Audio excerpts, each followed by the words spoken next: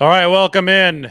I think it's time to put an end to all the Brock Purdy debates after not just the performance that we saw this past weekend at Washington, but the full body of work this season has been historically good. And I'm just seeing too much misinformation out there. I'm seeing too much lack of appreciation for what Brock Purdy has done this season because what we're seeing from an efficiency standpoint truly is staggering and truly is something that we haven't seen before in so many different ways. And I think when it's all laid out there, it's probably a little bit easier to understand. But what we saw in Washington was a really, really diverse display of the different things that Brock Purdy excels at, and it's all summed up under the hood of efficiency statistics. So we can start with the article up on the screen. For Brock Purdy makes 49ers history while propelling his team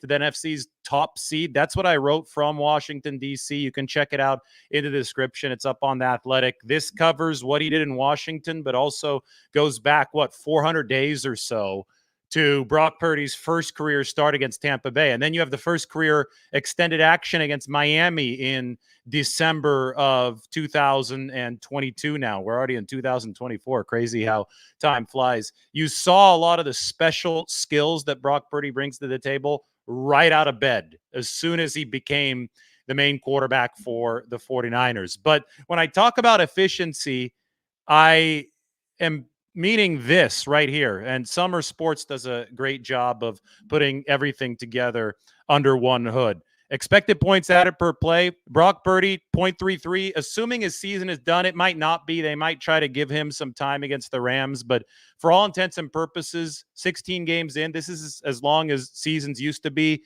Purdy's at 0.33. Josh Allen, number 2, is at 0.23. That's a 43% jump from number 2 to number 1.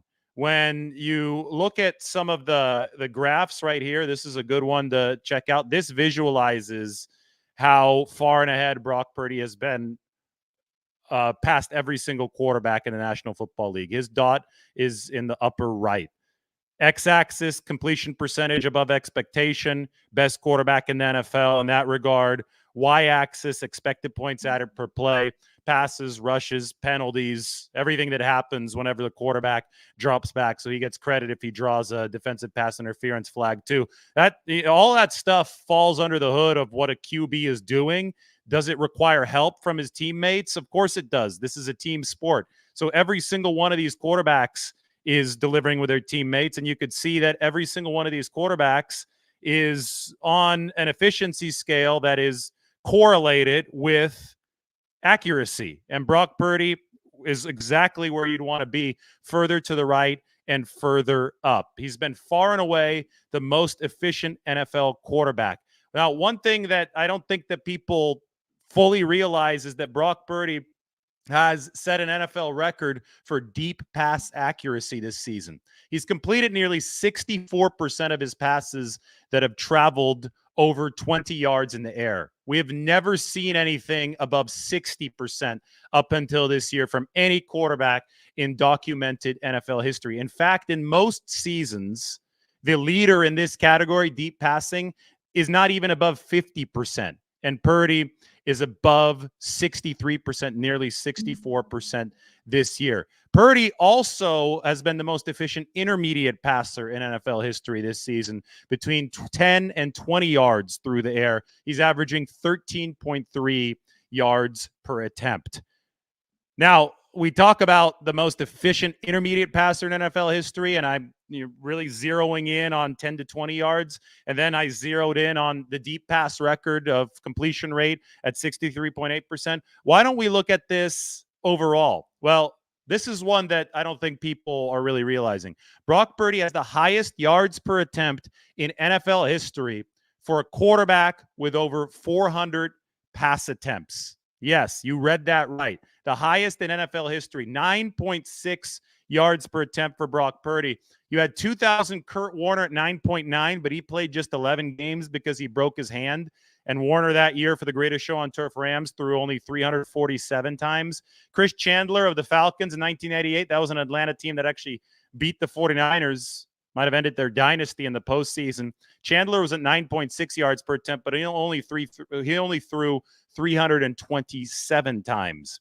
Brock Purdy has 444 pass attempts, and he's at 9.6 yards per attempt. We have never seen something like this in NFL history. You can see the two next best, 2016 Matt Ryan, 2011 Aaron Rodgers, a pair of really, really damn good quarterbacks. But they're a sizable ways behind Brock Purdy at 9.3 and 9.2.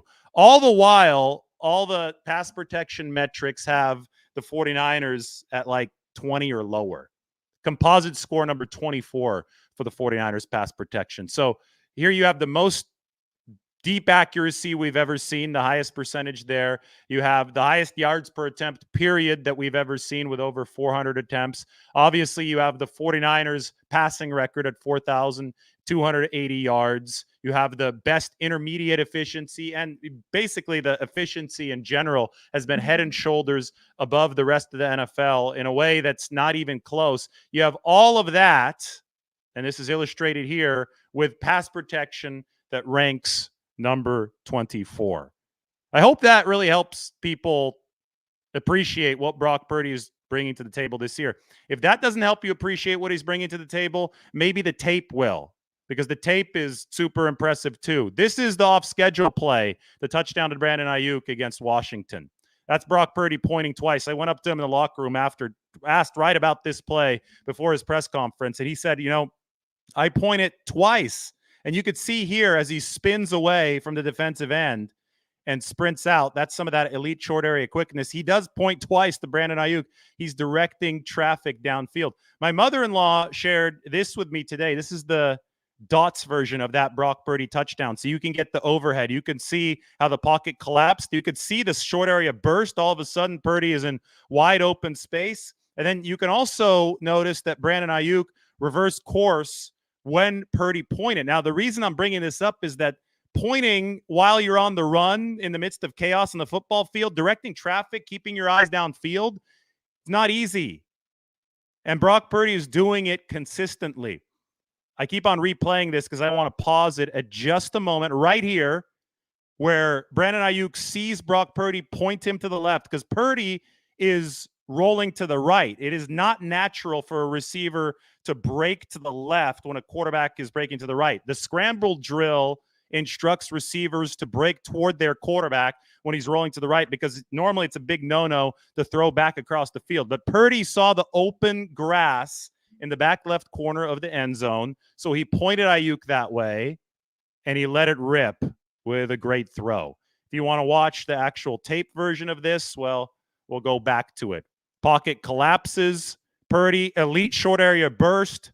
Kyle Shanahan's wanted that for a long time. Points Brandon Ayuk open. We could even pause this at the moment of the point just to see what Purdy was surveying. There's the point. Ayuk is in the top left of your screen. He's going to break the opposite direction because Purdy sees open grass over there. The difficulty of this should not be underestimated. Again, he could just settle down and take 5 to 10 yards rushing here. But instead, he goes for the kill shot. Instead, he's going to plant his feet, throw it to the back of the end zone for the touchdown. That is why Brock Purdy has been 43% more efficient than the number 2 quarterback. And here's why he's been the most accurate deep passer in documented NFL history. This is an absolute strike to Brandon Ayuk. You couldn't run up to Brandon Ayuk and hand him the ball in a better spot. This is, again, we've seen this so many times this year. Purdy's completion percentage of 64% on deep passes is higher than most other quarterbacks' completion percentage on all passes. This is not supposed to happen. And this is what happens also when you give Brock Purdy a clean pocket, decent pass protection. McKivitz doesn't necessarily win. There's still a little bit of pressure, but Purdy this season is stepping up in the pocket better than ever, and he's throwing passes like this. The most accurate deep passer on NFL record. Why don't we take a look at the back angle of the off-schedule touchdown?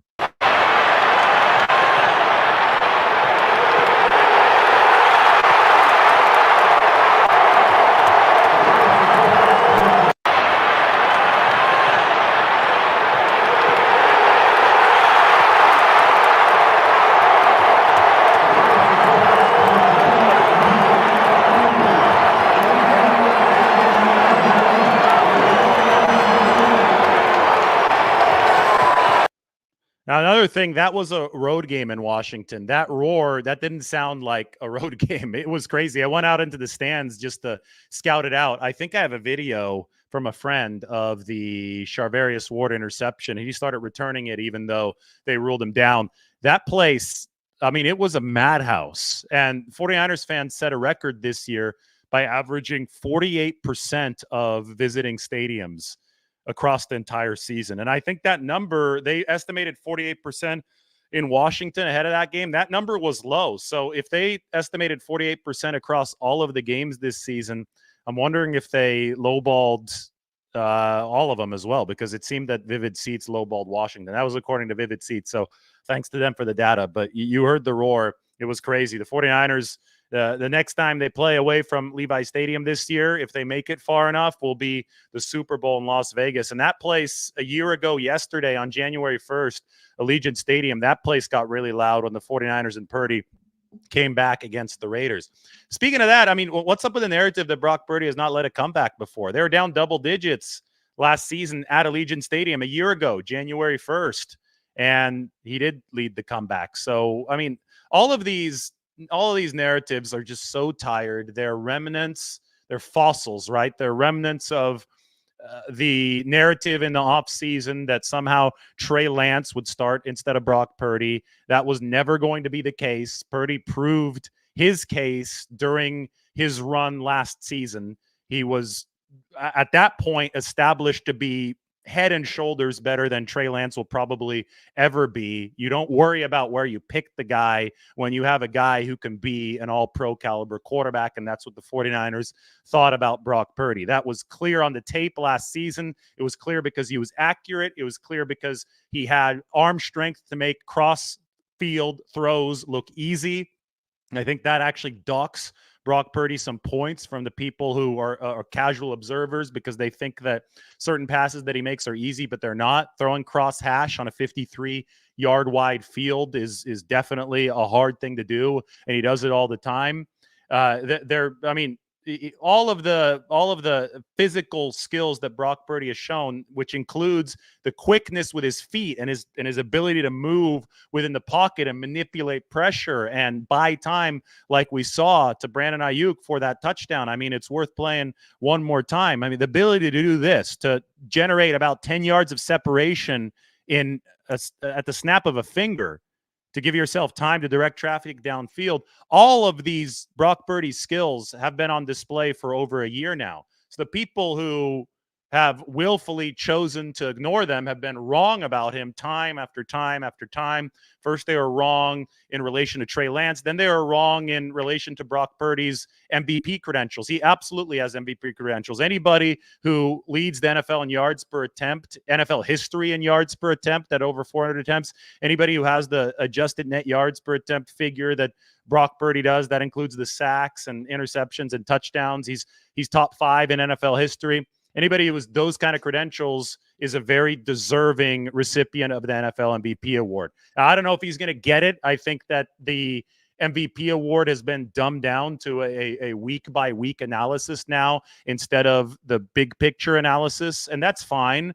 I just think that if you're going to look at things on a week-by-week basis, and I don't know which way the AP voters are going to go, but if they're going to look at things on a week-by-week basis, I would say that that's what the Super Bowl MVP award is about. The NFL regular season MVP award should be about the big picture and how Brock Purdy has performed over the course of the entire year. And that is found in the numbers. That is found in the tape. And the tape and the numbers agree. Brock Purdy has been 43% more efficient than the number 2 quarterback. On top of that, he's broken this 49ers record with 4,280 passing yards. And, I put this up on the screen a little bit earlier. I'll go ahead and put it up again. Here's 2023 Brock Purdy, 4,280 yards. It took him 444 attempts to get there. He broke the record of Jeff Garcia back in 2000, who had 4,278 yards. But look at that. It took Garcia over 100 more attempts to reach about the same amount of yards as Brock Purdy. So 9.6 yards per attempt for Purdy versus 7.6, a full 2 yards lower for Jeff Garcia. 1998, Steve Young, 4,170 yards, 517 attempts for Young, 8.1 per attempt for Steve Young. So again, more attempts for Young, fewer yards per attempt. If we're just going to do a little bit of an exercise here to illustrate how damn efficient Purdy was this year, and you could see this is the best efficiency that we've ever seen for a quarterback over 400 attempts. If he would have thrown as many times as Jeff Garcia did in 2000, Purdy would have had 5,386 yards. The NFL record for yards in a single season belongs to Peyton Manning in 2013 with 5,400 yards. So again, perspective, Purdy with 561 attempts would have been right at Peyton Manning's all-time record for the single season at 5,400 yards. Now, Manning threw over 600 times that year. It was something like, I want to say 620 or 630. But if Purdy had had that many attempts, then he would have thrown for over 6,000 yards in a single season, which would be an NFL record. Now, I'm not saying that if Purdy was a higher volume passer that he'd be able to keep up the 9.6 yards per attempt. But I am saying that it is insanely impressive that in just 16 games, which is what all these other quarterbacks before him had before the season got longer, game 17 isn't coming up until this weekend. In just 16 games, Brock Purdy broke the 49ers franchise record for single season passing yards on a run-oriented offense. That's how good he's been. Shanahan is a run-oriented play caller. That's how the 49ers operate. And Brock Purdy still broke the records of Jeff Garcia and Steve Young, who are playing on pass-oriented football teams. To me, that is mind-boggling. And it deserves more spotlight. And I think the best spotlight I can give it is to tell you that Brock Purdy has the highest yards per attempt in NFL history for a quarterback with over 400 attempts. You see it on the film. He's such a good anticipatory thrower that a lot of these completions look easy because he's throwing it when a guy's coming out of his break, so the defensive back has no chance to catch it, or he's pointing Brandon Ayuk open so the DBs don't have time to really adjust because then he's ripping it downfield.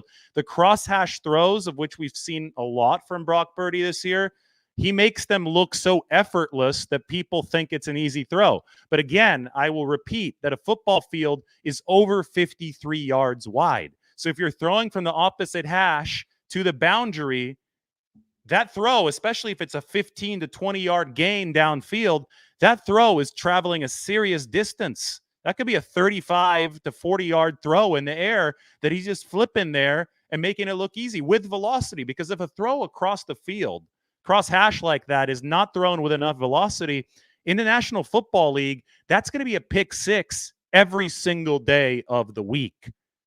These defenses are good. Even the worst defense in the league is going to house that because these are the best DBs from college football out on the NFL field. They're going to take that back for a touchdown. So Brock Purdy has made the difficult look easy, and only the greats can make the difficult look easy. And how do we measure who's great and who's not? Well, we measure it by production. And the 49ers single season passing record is a really big deal. Brock Purdy's lead over everybody else is 43% efficiency. Lead over other quarterbacks is a really big deal. I mean, it's all there. It's all there, and it's all within the context of a 49ers offensive line that really hasn't protected Purdy all that well. He's had to do a lot of the scrambling himself, which is what a lot of quarterbacks can't do in this National Football League. He is the opposite of limited. He's the opposite of whatever pejorative term people have tried to put on him, game manager or whatever. So that is the summary on Brock Purdy, and it's worth reading what I wrote in Washington if you want to check it out. All right, I'm going to open it up to a 49ers Q&A. Let's get going with this, and maybe I could show you some of the food of the day too. Here we go. Some of the food of the day. This is the Boys Deli, Russian Hill. Look at the Dutch Crunch. That is the Sandlot from the Boys Deli. They're big 49ers fans there, so you can go ahead and check it out. It's on Polk. Then they've got Golden Gate Market too. Their cousins run Golden Gate Market over in the Marina. It's over by Final. I would say Marina / Presidio. It's right at the gates of the Presidio by the Yoda statue. But the Sandlot from the Boys Deli as we open up the 49ers Q&A here on a beautiful evening in San Francisco. Got to decide where I go to dinner right after this. I was booking some surprises just before this, so I pushed the show back a little bit, but I am here now. Don't tell my wife about the surprises. Should be fun this weekend. Then the 49ers play the Rams on Sunday. So now I'm ready for your questions. How is Verrett's progression? Well, we'll see this weekend, won't we? I think that this is a great chance for the 49ers to give Jason Verrett an extended look ahead of the postseason before they formally determine their DB rotation for the playoffs. Who wants a top 5 restaurants in San Francisco video? Mike is full of ideas today. I love it. If you want a top 5 restaurants in San Francisco video, I'll get after it here over the next few weeks. We got, if the 49ers make the Super Bowl, we got a month and a half of the season left.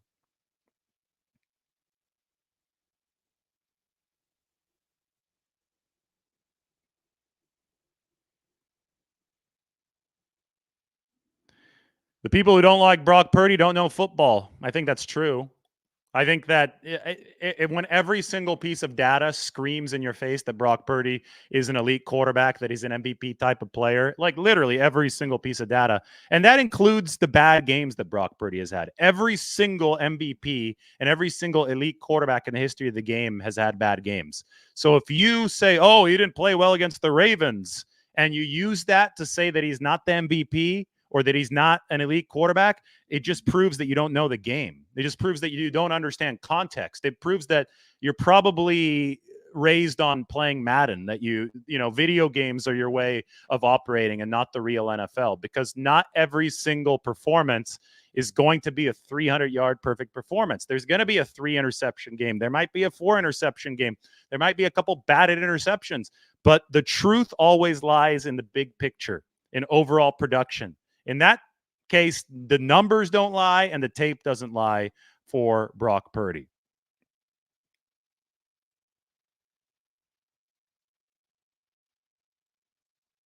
All right, let's toss some questions in here. 49ers Q&A. I'm ready for them.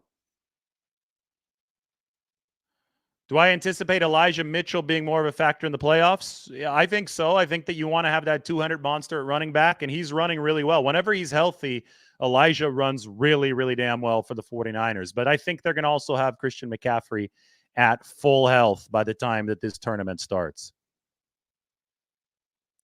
Everybody gets a chance in that defensive backfield to start. So Womack in the mix for slot cornerback, but I think that Jason Verrett is a more accomplished player. I think Jason Verrett has a higher ceiling than Samuel Womack. It just depends on health and fitness and conditioning for Jason Verrett coming off the Achilles tear last year. I don't care if the media gives Purdy his credit. I'm part of the media, technically, I guess. I think I'm giving him his credit. I think that you guys have seen all the data, all the charts. What I talk about is based in truth, is based in fact, it's based in tape, it's based in the numbers.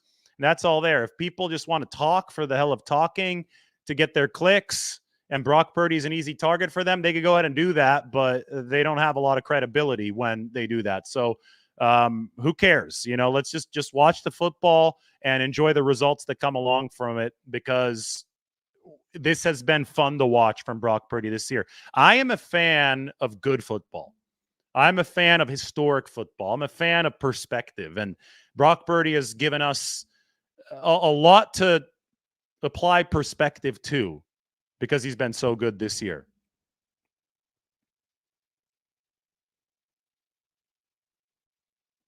Stop using the facts. We want to be lied to.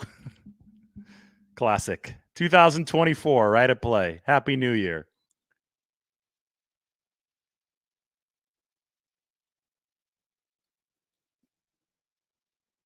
How important is it to get a better O-line for Purdy? AD says in his book he should still get the MVP.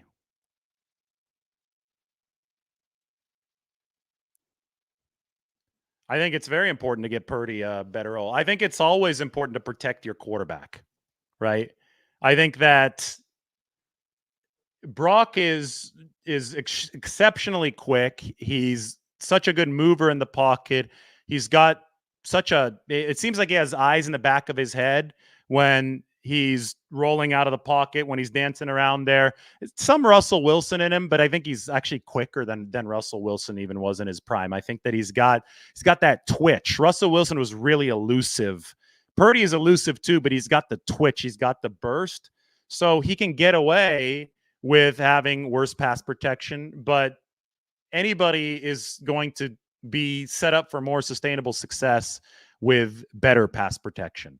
And I think that it's imperative that the 49ers continue to try to improve the offensive line in front of Brock Purdy. Benjamin says if the O-line was top-notch, Purdy would be even better, and they'd probably still not give him his flowers. I agree, but hey, we'll give him his flowers right here. We'll keep it real on this channel. And when Purdy plays poorly, we'll say that he plays poorly. The thing is that he plays really well way more often than he plays poorly.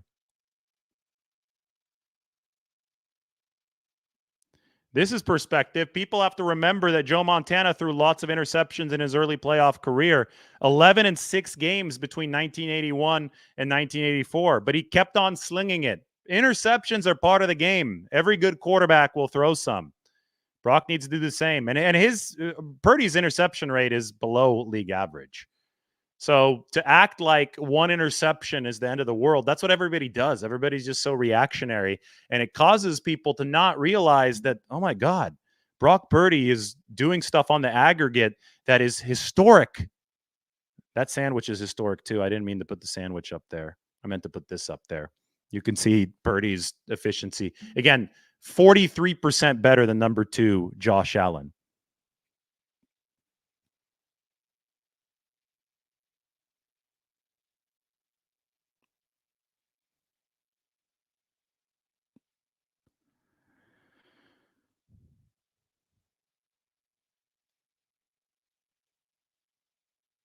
Fantasy football and Madden has ruined people's perception of football. Well, but here we don't subscribe to those things. Here we just look at the numbers.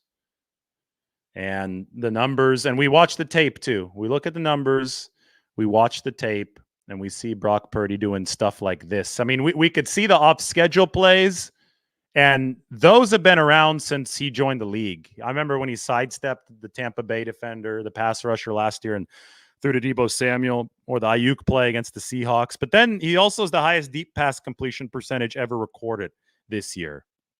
So we can watch plays like that. I mean, you would think that fantasy football players would love the insanely good statistics that Brock Purdy is delivering this year. The highest yards per attempt in NFL history, the most yards, raw yardage in 49ers history, the best efficiency in the NFL. I mean, you look at something like this, he's at the very top right. You would think that people would appreciate that, but they don't. There's some kind of agenda. I can't really figure out exactly what it is, but there's some kind of agenda and maybe it's because Brock Purdy's name is a lightning rod. Maybe it's because he is such an underdog that people just want to continue to pile on negativity. But I mean, you would think that people, if this is like a Rudy-like story, right? One of those underdog stories, you would think that people would want to be on the right side of history when all of the data is just smashing them in the face, but they don't. People want to be the movie villains all the time. People want to be on the wrong side of history. And I guess I kind of get it, but not really. I'd much rather be right than wrong. And it's not that hard to be right about Brock Purdy, given the superlatives that he's delivered as the San Francisco 49ers starting quarterback now over the past 2 seasons.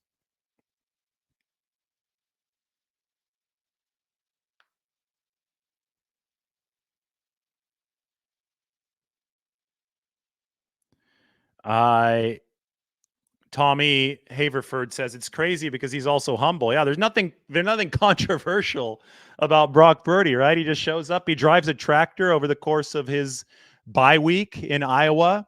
And then he shows up, rights the ship after the 49ers have lost 3 games, helps them clinch the number 1 seed with a game still left in the regular season. I mean, there's nothing not to like. Everything's been successful so far for Brock Purdy in the big picture this season. If the 49ers were a Sandlot sandwich, which ingredient would Brock Purdy be? Here's the Sandlot sandwich. Well, the Dutch Crunch bread is really important.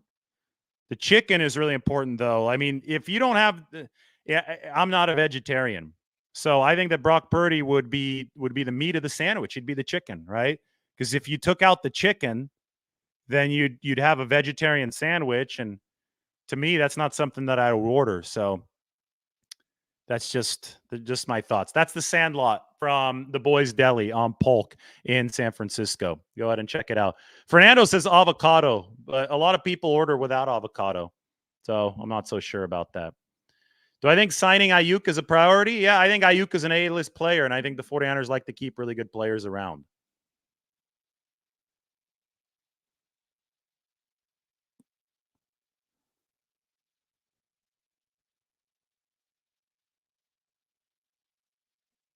Waffle House, spelled in the German way, says the Dutch Crunch is better than anything. Those of you who don't know what Dutch Crunch is, it is a specialty bread featured in the Bay Area, which you'll see on a lot of these sandwiches.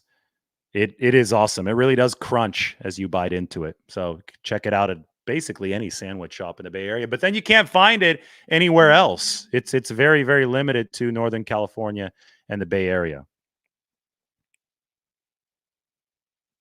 I appreciate you, Russell. Thank you.